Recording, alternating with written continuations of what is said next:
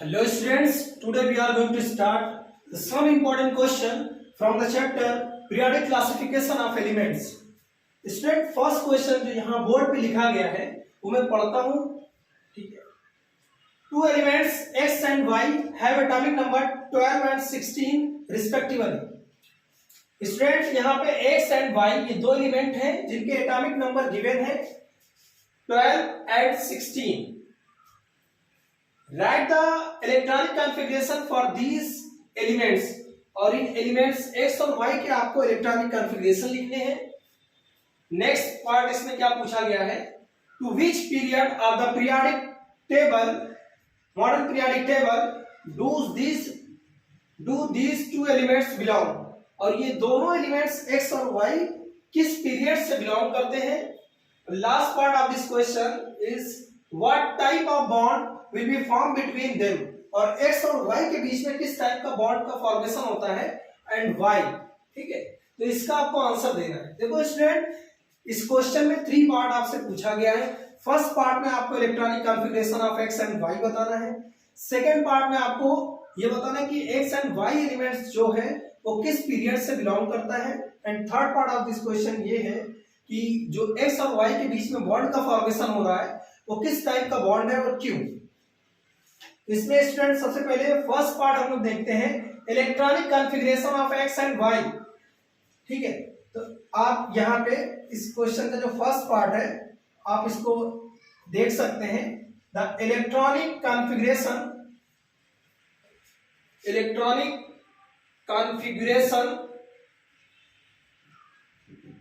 Of element x. Student अगर आप element x का इलेक्ट्रॉनिक कॉन्फ़िगरेशन देखें, तो एलिमेंट x का एटॉमिक नंबर सबसे पहले आप देखो, एटॉमिक नंबर है स्टूडेंट 12। तो 12 एटॉमिक नंबर है तो इसका इलेक्ट्रॉनिक कॉन्फ़िगरेशन क्या होगा 2, 8, 2, ठीक है। क्योंकि आप जानते हो स्टूडेंट फर्स्ट सेल में मैक्सिमम 2 इलेक्ट्रॉन होगा, सेकेंड सेल में मैक्सिमम 8 इलेक्ट्रॉन होगा और थर्ड सेल में अब 2 ही इलेक्ट्रॉन बचता है 12 में, तो लास्ट वाली सेल में चला जाएगा जो कि रहेगी KLM। ये 3 सेल इसमें आएगी।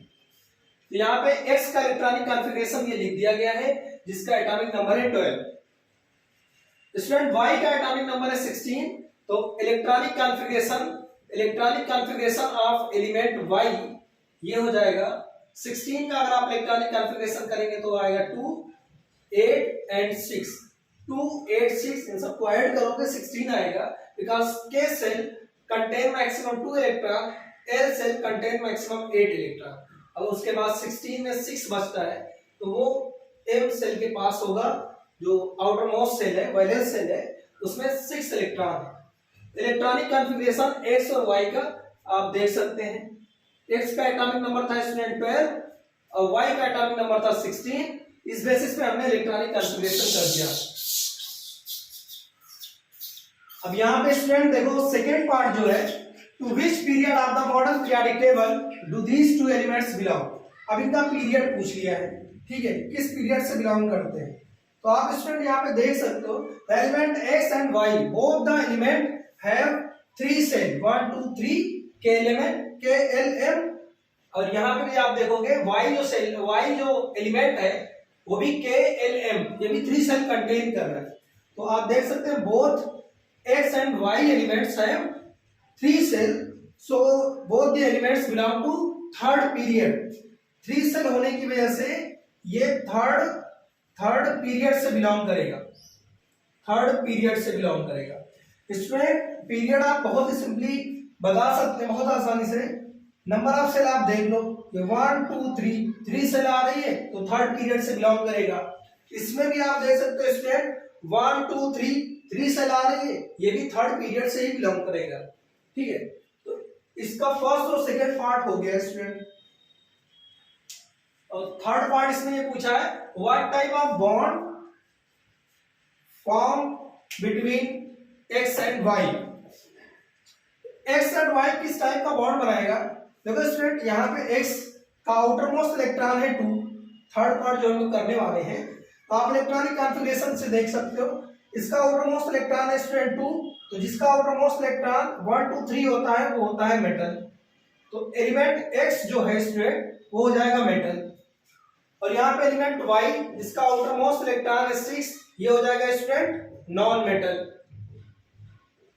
ये नॉन मेटल हो गया।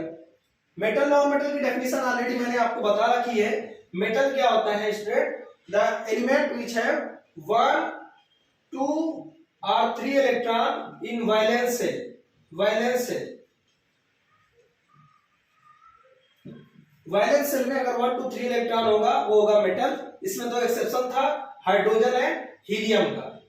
और इलेक्ट्रॉनिक कॉन्फ़िगरेशन करने पर अगर आउटर मोस्ट इलेक्ट्रॉन 4 5 6 7 8 आता है तो ये होता है स्टूडेंट नॉन मेटल।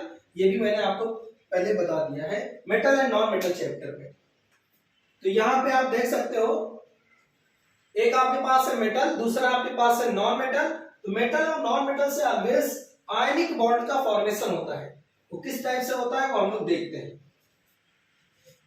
आपको ये पता चल गया कि एक मेटल है दूसरा नॉन मेटल, और जो बॉन्ड बनने वाला है वो है आयनिक बॉन्ड, और किस तरीके से आयनिक बॉन्ड का फॉर्मेशन होता है वो हम लोग देखते हैं। स्टूडेंट एलिमेंट X इसका इलेक्ट्रॉनिक कॉन्फ़िगरेशन 282 ये आया है, और स्टूडेंट Y जो एलिमेंट्स है इसका इलेक्ट्रॉनिक कॉन्फ़िगरेशन 286 ये आया है। तो इसका अगर आउटर मोस्ट इलेक्ट्रॉन लिखें तो इसका आउटर मोस्ट इलेक्ट्रॉन हो जाएगा स्टूडेंट 2। X एलिमेंट का आउटर मोस्ट इलेक्ट्रॉन हमने दिखा दिया ये इस तरीके से। Y एलिमेंट का स्टूडेंट आउटर मोस्ट इलेक्ट्रॉन है 6। यहाँ पे आप देख सकते हो 6 इलेक्ट्रॉन है। स्टूडेंट X को 2 इलेक्ट्रॉन को लूज करना है, ठीक है, और Y क्या करेगा? 2 इलेक्ट्रॉन गेन करेगा। ये लूज क्यों करेगा? बिकॉज लूज करके अपना ऑक्टेट कंप्लीट कर लेगा, 8 इलेक्ट्रॉन आ जाएंगे। तो ये लूज करेगा Y को, ये दोनों इलेक्ट्रॉन Y को लूज कर दे रहा है, ठीक है। तो जब दोनों इलेक्ट्रॉन Y को लूज करेगा तो इसके पास 2 पॉजिटिव चार्ज आएगा। तो इलेक्ट्रॉन लूज करेगा तो पॉजिटिव चार्ज आएगा। Y क्या कर रहा है स्टूडेंट? Y के पास ये 6 इलेक्ट्रॉन है और ये 2 इलेक्ट्रॉन को गेन कर रहा है, ये वाले इलेक्ट्रॉन को। तो इसके पास आएगा 2 negative charge.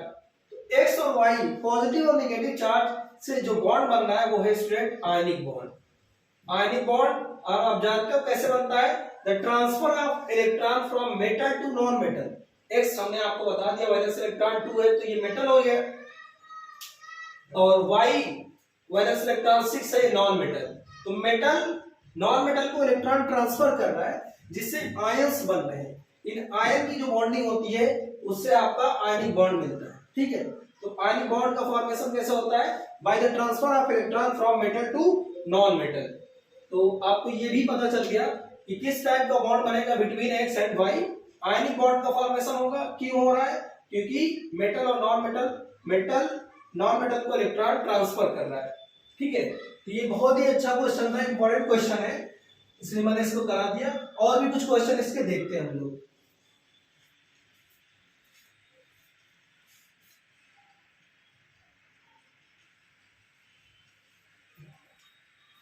Student next question है NCERT exercise question number 6। The position of 3 elements A, B, C in the periodic table are shown below. Group 16 and group 17. Student first point आप यही जानो ग्रुप कैसे आप आइडेंटिफाई करते हो।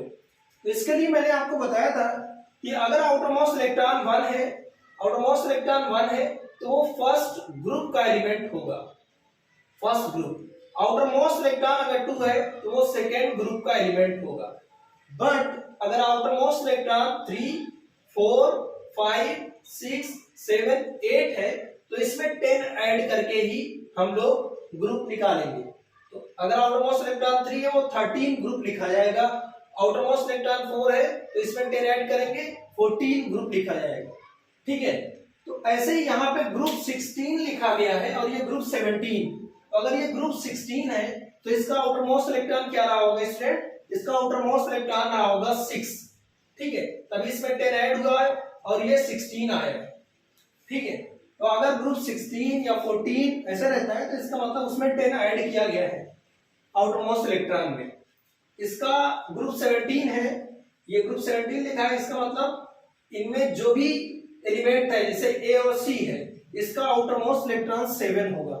Outer most electron जो भी है, अगर 3 4 5 6 7 8 में से कोई है तो इसका मतलब उसमें 10 ऐड किया हुआ है। ठीक है, तो ये चीज हमको पता चल जाएगी यहां से कि बी, ए और सी तीनों के आउटर मोस्ट इलेक्ट्रॉन क्या है। तो स्टूडेंट बी का जो आउटर मोस्ट इलेक्ट्रॉन है, बी का जो वैलेंस इलेक्ट्रॉन होगा, valence electron of element b कितना होगा, ये 6 होगा। And valence electron of elements a and c, इन दोनों के वैलेंस इलेक्ट्रॉन 7 होंगे। Valence electron means outermost electron. ठीक है, इतना पॉइंट ये हमको पता चल गया ये ग्रुप से और इस ग्रुप से। अब क्वेश्चन, ये 4 पार्ट है इस क्वेश्चन के, जो कि एनसीईआरटी का बहुत इंपॉर्टेंट क्वेश्चन है, बोर्ड में भी कई बार पूछा जा चुका है। तो आप इसको समझिए क्या है। State whether C is a metal और नॉन मेटल। आपसे पूछा सी जो है, मतलब ये जो ग्रुप 17 में है, सी एलिमेंट मेटल है या नॉन मेटल है। तो स्टूडेंट अगर सी के बारे में ये पता चल गया कि वैलेंस इलेक्ट्रॉन इसका 7 है, मींस आउटर मोस्ट इलेक्ट्रॉन 7 है, तो ये क्या होगा, ये नॉन मेटल होगा। मैंने आपको नॉन मेटल की डेफिनेशन बताई है, द एलिमेंट व्हिच है 4 5 6 7 8 electron in valence cell called non metal. तो 7 इलेक्ट्रॉन इन वैलेंस सेल है तो ये नॉन मेटल में कंसीडर किया जाएगा। तो ये इसका आंसर आ जाएगा स्टूडेंट, नॉन मेटल।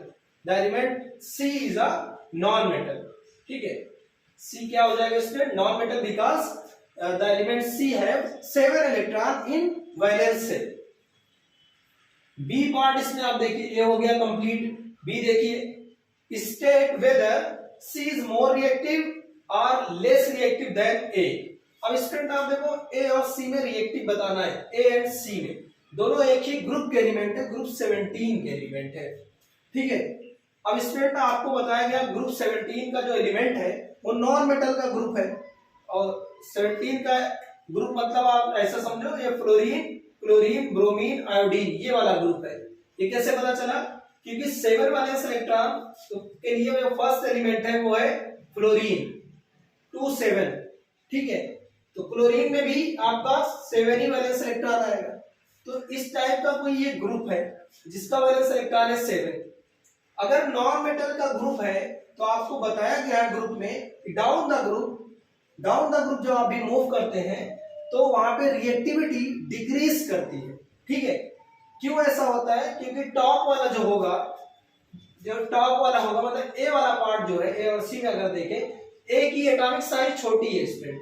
अगर ए की एटॉमिक साइज ये है तो सी की एटॉमिक साइज इससे बड़ी ही होगी। ठीक है, क्योंकि डाउन द ग्रुप आओगे नंबर ऑफ सेल इंक्रीज करेगा। देखो यहाँ पे 2 सेल, यहाँ पे 3 सेल, फिर 4 सेल। जब भी आप डाउन द ग्रुप आते हैं तो एटॉमिक साइज बढ़ती है। जब एटॉमिक साइज बढ़ेगी और ये है नॉन मेटल तो इनको इलेक्ट्रॉन गेन करना होता है, तो electron gaining tendency down the group आने में डिक्रीज करती है। ठीक है, अगर इलेक्ट्रॉन गेनिंग टेंडेंसी डिक्रीज करेगी तो रिएक्टिविटी भी डिक्रीज करेगी। तो इन दोनों में अगर आप देखो इजीली इलेक्ट्रॉन को कौन एक्सेप्ट कर रहा है, इजीली इलेक्ट्रॉन को ए एक्सेप्ट कर रहा है, because the atomic size of a is less than the atomic size of c. ठीक है, तो ए इजीली इलेक्ट्रॉन को गेन कर रहा है, इसलिए ए मोर रिएक्टिव देन सी होगा। ठीक है, क्योंकि ये नॉन मेटल का ग्रुप है, और ग्रुप का में आपको मेटल और नॉन मेटल दोनों का केस बताया गया है, आप वहां से भी देख सकते हैं। ठीक है, तो ए और सी में रिएक्टिविटी किसकी आई होगी, a is more reactive than c, ये आंसर इसका हो जाएगा। नेक्स्ट इसमें देखेंगे student, will c be larger और smaller than b in size. अगर सी और बी में एटॉमिक साइज देखें तो किसकी एटॉमिक साइज बड़ी होगी, ये आप कैसे देखेंगे। तो स्टूडेंट आप यहां पे देखो, ये ग्रुप 16 है, ग्रुप 17 है, उसके बाद ग्रुप 18 है। ठीक है, तो बी और सी आप ये पीरियड के ही एलिमेंट हो जाएंगे ना स्टूडेंट। देखो ये कोई पीरियड रहा होगा, इसी पीरियड के ये दोनों एलिमेंट है, क्योंकि 16 के बाद 17 ही आता है। तो बी और सी एक ही पीरियड से बिलोंग करते हैं, और पीरियड में अगर आप अराउंड द पीरियड मूव करते हैं, ठीक है, लेफ्ट टू राइट अगर आप जाते हैं किसी भी पीरियड में, तो वहां पे एटॉमिक साइज डिक्रीज करती है, because the number of proton increases. जो कि हमने पढ़ा था कि इफेक्टिव न्यूक्लियर चार्ज इंक्रीज करता है, मतलब न्यूक्लियस की चार्ज प्रोटॉन बढ़ता है जिसकी वजह से अट्रैक्शन फोर्स बिटवीन प्रोटॉन और इलेक्ट्रॉन ये भी बढ़ता है। जब अट्रैक्शन इसका ज्यादा होगा तो इसकी साइज छोटी हो जाएगी, ठीक है, और इसकी साइज बड़ी होगी।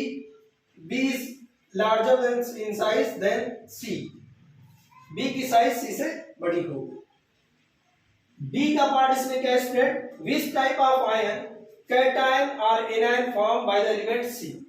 एलिमेंट सी जो है स्टूडेंट, एलिमेंट सी ये किस टाइप का आयन फॉर्म करेगा। तो स्टूडेंट आप जान रहे हो कि 17 ग्रुप का एलिमेंट है, इसका मतलब इसका आउटर मोस्ट इलेक्ट्रॉन 7 है। अगर आउटर मोस्ट इलेक्ट्रॉन 7 है तो ये 1 इलेक्ट्रॉन को गेन करेगा, तभी ये अपना ऑक्टेट कंप्लीट करेगा। तो 1 इलेक्ट्रॉन गेन करेगा तो इसके पास 1 निगेटिव चार्ज आएगा, और निगेटिव चार्ज आता है तो ये कैसा आयन फॉर्म करेगा, ये एन आयन फॉर्म करेगा। Element C form an ion, कैसा आयन फॉर्म कर रहा है, एन आयन, क्योंकि ये अपना ऑक्टेट कंप्लीट कर रहा है इलेक्ट्रॉन गेन करके, ठीक है। बस इतना पॉइंट था ये। तो स्टूडेंट फर्स्ट और लास्ट का तो ये दोनों पार्ट बहुत ही सिंपल था, और ये दोनों जो है ग्रुप ऑफ पीरियड से रिलेटेड था, ठीक है। तो इसमें नॉन मेटल का ग्रुप है, down the group reactivity decrease करती है, और ये दोनों बी और सी पीरियड के एलिमेंट है, और पीरियड में अलोंग द पीरियड साइज जो है एटॉमिक साइज ये डिक्रीज करती है, along the periods atomic size decrease करेगी। तो ये 2 क्वेश्चन हो गए, ठीक है। तो दोनों क्वेश्चन जो आपको बताया गया बहुत ही इंपॉर्टेंट क्वेश्चन है, आप इसकी प्रैक्टिस करिए, डाउट होगा तो आप कमेंट करिए, और इसके और भी क्वेश्चन हम लोग नेक्स्ट वीडियो लेक्चर में डिस्कस करेंगे, पढ़ेंगे। आज के लिए बस इतना ही, थैंक यू वेरी मच।